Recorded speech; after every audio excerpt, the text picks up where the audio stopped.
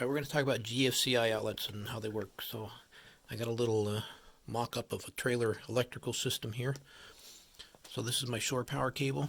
I'm going out. I got it plugged into, say, an outlet in my garage. It's not GFCI protected right now, so we're going to see what happens without a GFCI protection outlet installed. So I got a 30 amp service simulated here, 3 wires, one hot, a neutral, and a ground. If it was 50 amps, I would have 2 hots. I got a clamp on ammeter here so we can see what's going on.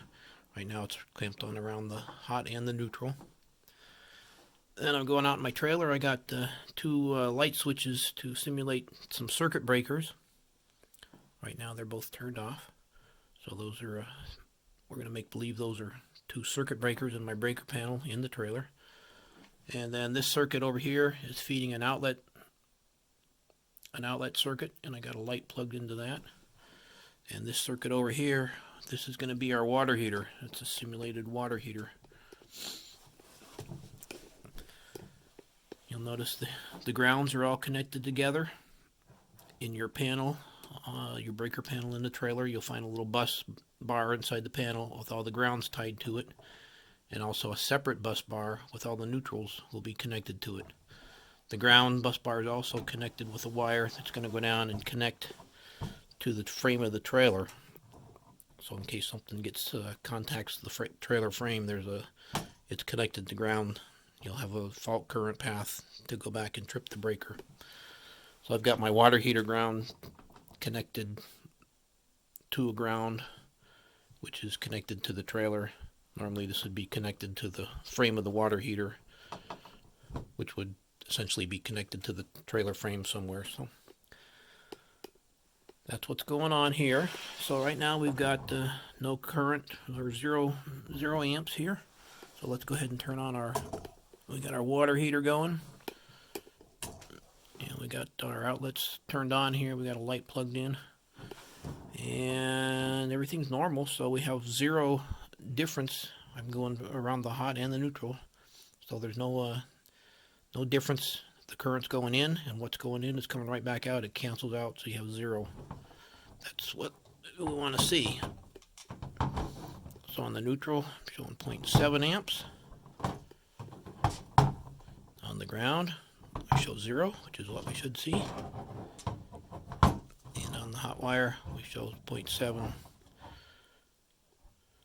or so. What's going in is coming out, just a little difference in the meter readings. Okay, so what I'm going to do right here is in my water heater, if I get basically that's just a loop of wire inside of a protective sheath, insulated sheaths. So the electricity is going through that wire and heating it up and making heat. If the sheath of the element cracks or gets a pinhole leak in it somehow, then you have a path for power to get out into the water. And it's slightly conductive, so now you'll have a path for power to go in the element, out through the water, and come back through the ground. So what we're going to do is simulate a fault in that element by connecting a jumper from the neutral to the ground here. Okay, so now you've got a path from the power that's going through that light. And we're going to simulate it going through the water and coming back through the frame of the water heater and through the ground. So now you basically have 2 paths, a parallel path. You have a path for current going in, and then it goes back on the neutral, but it's also going out through the ground wire. So now let's see what we got over here. So if we look at the ground, or the neutral, we got 0.2 amps. And now on the ground, where we had 0, we've got 0.5 amps, so that's the 0.7 amps. And on the hot, we've got the 0.72 amps. And then if we go around both, see we have 0.5 amps. So we have a mismatch there. What's going in and what's coming out, there's a 0.5 amp difference. And that would trip the GFCI because it says what's going in is not the same as what's coming out. I have a 0.5 amp difference, so somewhere my current is going somewhere else. and it could be somebody getting shocked, so it's going to turn it off. Okay, let's do, so let's go ahead and we're going to shut off the breaker to the water heater. So you see that's turned off, so there's no power going to the water heater. We still have our broken element in there, so we still have a path. So now let's see what we've got here. So we come over here, and we still got 0.3 amps mismatch between the hot and the neutral. So we still got that 0.3 amps going through the ground. And the reason why is because power's coming up, it's going through this circuit, going out, coming back on the neutral, but now it gets to the neutral, and since the neutral and the ground are tied together over here, because there's a bad water heater element, we have a path for current to flow through the neutral, through the load into the water heater element, and then out through the ground and back. So even with the power shut off to the water heater, we have a mismatch. A GFCI outlet would trip if that was the case. Okay, let's turn off this other load. So now we got both circuit breakers turned off. We still have our bad heating element. Let's see what we got over here. And in my case, I'm showing about 1.13 amps still going through the ground. About 0.16 or so, yep. And this is 0. So right now, simply because of what's going on in my house, where this wiring is coming from, the circuit, whatever, there's some leakage, and whatever is plugged in out there, I have some power flowing, leakage from neutral to ground, so it's flowing in through the neutral here, and flowing up through this fault, back out the ground.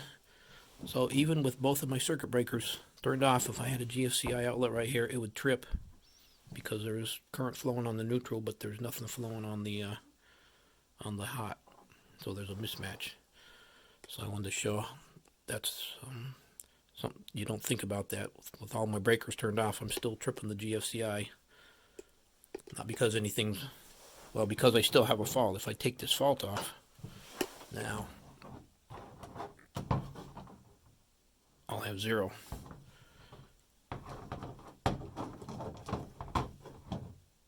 Okay.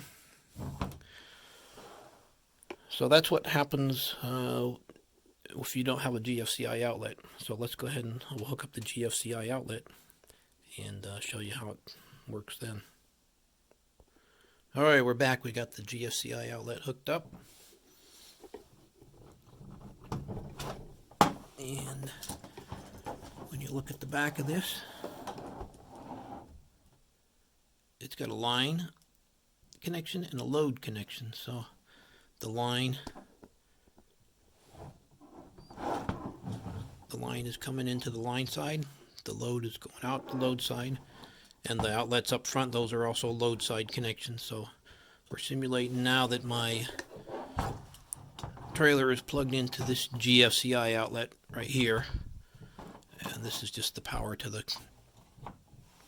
coming in. So right now this is my trailer plugged in to a GFCI outlet, my shore power coming in back into my breaker box. Everything's turned off right now. I don't have any problems with my water heater. So we'll go ahead and turn on the power, and everything is looking good. So what happens if I get a problem with my water heater element again? Like I said, crack in the casing or it breaks or whatever. Now I got a parallel path for current. So what's coming out on that neutral, instead of all going back through the neutral like it should and canceling out and having no mismatch, I'm going to hook it to ground, and we're going to have a fault, so we're going to have parallel paths, so some of the current's going to be going to ground, and the GFCI is going to trip. So here we go. Okay, so just touching that to the ground, neutral to ground fault, trips the GFCI. Okay, let's reset.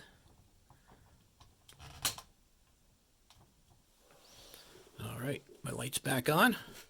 So let's go ahead and turn off the power. Okay, so I still got no power going to the water heater now. That circuit's doing fine. I got power going in the trailer. Everything's cool. I turned off the circuit to the water heater because I'm thinking maybe there's a problem somewhere. I'm trying to trace it down. But when I go and turn the power onto the trailer, since I still have this faulted element in my water heater, even with the circuit breaker turned off, boom, still trips that GFCI outlet. So with the fault and the breaker off, still tripping that. So let's go ahead and let's turn off both breakers. I'll reset my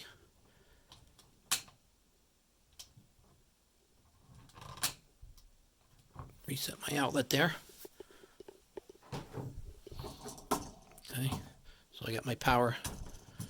Got power back on, but now I got both of my breakers turned off. So power's coming up, but it's just going to the breakers and not going anywhere else.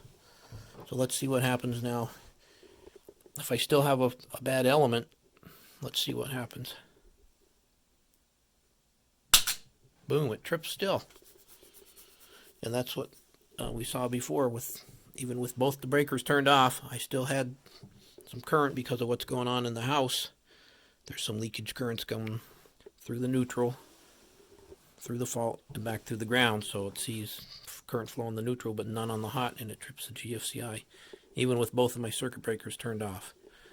Now, you're not going to see that, I don't think, in every situation, but something to think about. So that's how GFCI works. It's looking for difference between what's going in and what's coming back on the neutral. So they've got to be exactly the same or within less than 6, should trip around less than 6 milliamps or about 5 milliamps difference between these two. It'll cause a GFCI to trip. Now in the trailer, if you have, say, 1 milliamp of leakage on whatever's plugged in here, and you have 2 milliamps of leakage on this circuit, and you have 5 or 6 circuits here, and each one has a milliamp or 2, it's additive. So this is looking for what's coming back. This is my shore power cable. So if I'm plugged in here and I have 6 circuits and each one of them has 1 milliamp of leakage current, which and by themselves are no problem, but when they add up, then it's going to trip the GFCI. So it'd be the same as trying to plug your house in a GFCI outlet. It would, no way would it work because there's so many leakage current paths inside your house. So that's how it works. And hopefully that explains things a little clearer.